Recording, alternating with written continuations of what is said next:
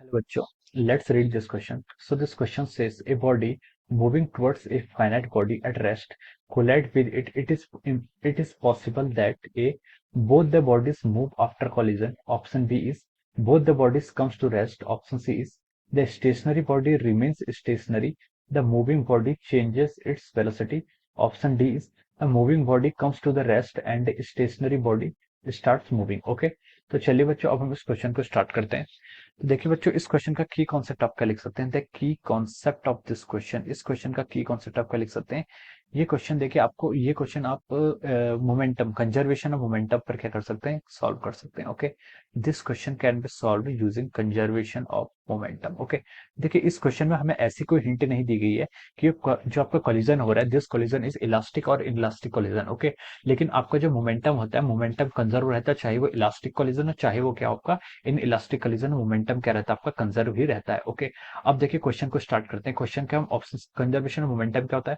Conservation of momentum होता है आपका, देखिए आपका P initial is equal to P final, यानी कि आपका मोमेंटम क्या रहता है आपका, कंजर्व रहता है। अगर किसी बॉडी में आपका नेट एक्सटर्नल फोर्स क्या होता है, net external force acting on a body is equal to zero, तो हम क्या लिख सकते हैं यहाँ से आपका, तो हम यहाँ से लिख सकते हैं, देखिए आपका जो नेट एक्सटर्नल फोर्स जीरो के इक्वल होगा, तो हम बोल सकते हैं कि यहाँ से जो आपका मोमेंटम होगा P I, it will remains constant. Okay, यानी कि मोमेंटम आपका कांस्टेंट रहेगा, initial momentum is constant, initial momentum is equal to final momentum. Okay, अब देखिए ऑप्शन ए से स्टार्ट करते हैं। ऑप्शन ए में क्या बोला इसने, a body starts moving towards a finite body at rest collide with it, it is possible that both the bodies move after the collision. Okay, मान लीजिए एक बॉडी है, ये मास m1 है और इसका मास क्या है m2 है, और ये क्या आपकी इनिशियली रेस्ट पर है। ओके, देखिए ये इसका मास कितना है m1 है और ये आपकी मूव कर रही है किसी इनिशियल वेलोसिटी u1 से, ये मास m2 है, ये आपका रेस्ट पर है। ओके, तो देखिए यहाँ इसका इनिशियल मोमेंटम कितना हो जाएगा, इसका इनिशियल मोमेंटम हम लिख सकते हैं m1 u1 plus m2 rest पर है, तो इसका इनिशियल मोमेंटम जीरो हो जाएगा। Okay, both the bodies move after the collision. Okay, तो अब फाइनली क्या हो जाएगा, मान लीजिए आपकी m1 भी मूव कर रहा है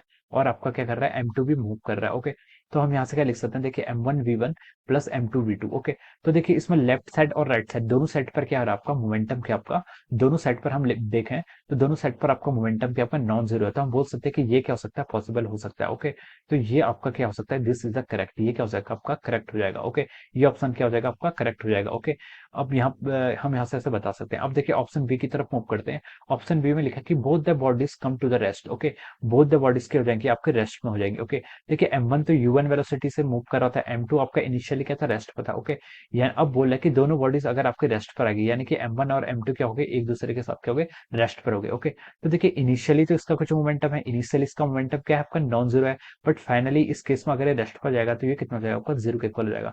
तो देखिए इनिशियल मोमेंटम जीरो और final, sorry, initial momentum not zero और फाइनल मोमेंटम जीरो, ये पॉसिबल हो सकता है, दिस इज नॉट पॉसिबल। तो हम क्या बोल सकते हैं, आपका जो ऑप्शन बी है वो क्या हो जाएगा यहाँ पर आपका इनकरेक्ट हो जाएगा। ओके, अब देखिए अब हम मूव करते हैं यहाँ पर ऑप्शन सी की तरफ। ऑप्शन सी में हमसे क्या बोला है, ऑप्शन सी में बोला है कि the stationary body remains stationary, the moving body changes its velocity. Okay, तो देखिए ये केसेस भी आपका क्या हो जाएगा, this cases is also wrong, ये केसेस क्या हो जाएगा, रॉन्ग हो जाएगा। ओके, ये केसेस कब पॉसिबल हो सकता है, ये केसेस तब पॉसिबल हो सकता था जैसे मान लीजिए कोई वॉल है। ओके, वॉल पर आप क्या कर रहे हैं, किसी बॉडी को क्या कर रहे हैं, स्ट्राइक कर रहे हैं। ओके, अगर कोई वॉल पे अगर आप किसी बॉडी को स्ट्राइक करते हैं तो आफ्टर स्ट्राइक ये बॉल क्या होती है आपकी इस डायरेक्शन में मूव करने लग जाती है, यानी कि अपोजिट डायरेक्शन में मूव करने लग जाती है, और वॉल्स आपकी स्टेशनरी रहती है। ये कब पॉसिबल होता था, जब आपके यहाँ पर वॉल को हम कंसिडर करते थे, यानी कि जिसका इनर्शिया क्या होता था, जिसका इनर्शिया क्या होता था, बहुत ही लार्ज इनर्शिया होता था। ओके, लेकिन इस क्वेश्चन में हमसे बोला है कि body moving towards a finite body, body finite है और वो आपके रेस्ट पर है, तो इस केसेस में हम क्या कर सकते हैं, इसे क्या करेंगे हम यहाँ पर, this option will not be true, ये ऑप्शन क्या हो जाएगा आपका रॉन्ग हो जाएगा।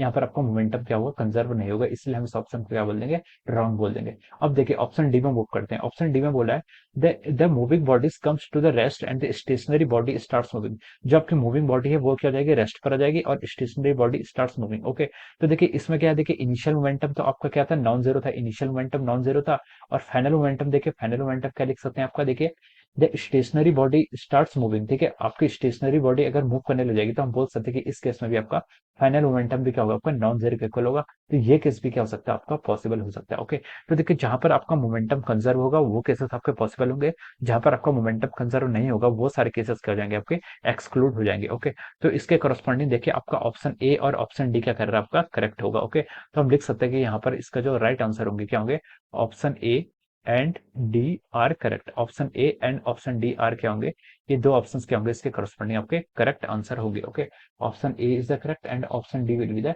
correct answer of this question. Okay, so I hope you all understood this concept. All the best and thank you.